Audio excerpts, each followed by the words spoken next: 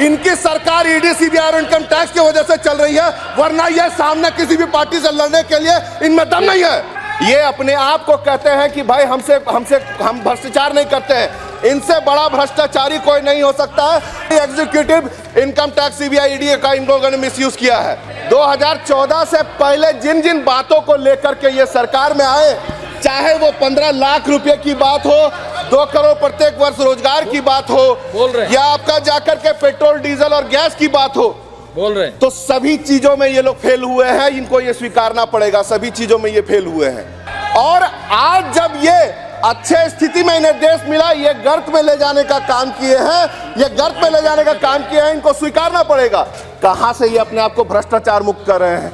मुझे लगता है कि 75 वर्ष के बाद में सबसे ज्यादा अगर भ्रष्टाचारी पार्टी अगर खड़ा हुई है तो ये भारतीय जनता पार्टी खड़ी हुई है। नाम लेंगे तो इनको थोड़ा सा दुख हो जाएगा, बहुत ज्यादा दुख हो जाएगा कि इनके जो मित्र, व्यवसायी मित्र, उनको ठेका पट्टा दिलाने के लिए और जो कंपनीज के फेरबदल, हैंड ओवर, टेक ओवर करने के लिए उनको, उनके ऊपर, जो उनके विरोधियों के ऊपर ईडी सीबीआई का इनकम टैक्स का प्रयोग किया गया। ईडी का जो मिसयूज है, एक श्वेत पत्र उस पर भी होना चाहिए।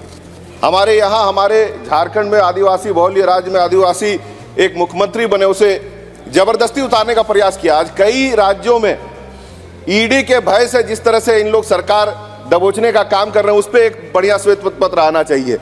लेकिन माननीय हेमंत सोरेन जी झारखंड में झुके नहीं, और आदिवासी का जो व्यक्तित्व है उन्होंने दिखाया, बिना झुके उन्होंने दिखाया कि इनके सामने नहीं झुकेंगे।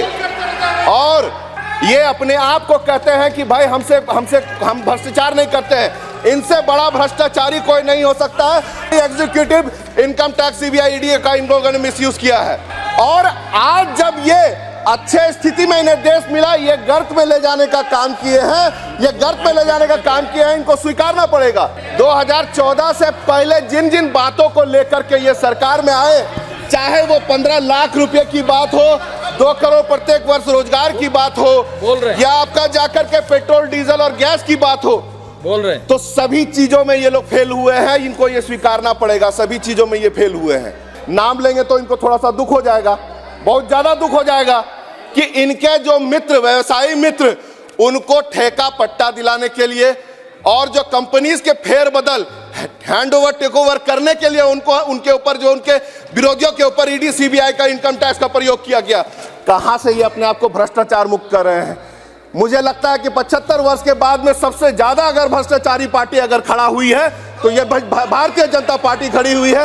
इसे ये चाहे जितना भी लपेट ले, शहद में चाहे जितना भी लपेट ले, इनकी सरकार ईडी सीबीआई और इनकम टैक्स की वजह से चल रही है, वरना ये सामने किसी भी पार्टी से लड़ने के लिए इनमें दम नहीं है। ठीक, बहुत बहुत धन्यवाद। डॉक्टर संजय जायसवाल, धन्यवाद।